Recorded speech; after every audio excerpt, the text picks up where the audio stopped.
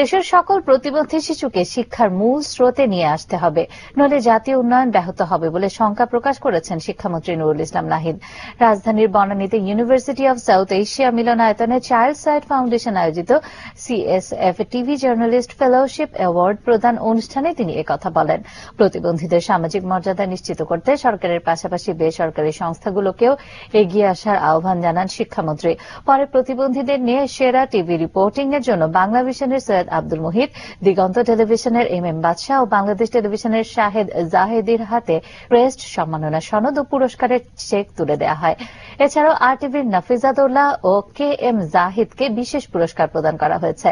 এর আগে দৃষ্টি প্রতিবন্ধী 6 শিক্ষার্থীর মাঝে রেডিও তেহরানের বাংলা বিভাগের সৌজন্যে ব্রেইল কোরআন শরীফ প্রদান করা হয়।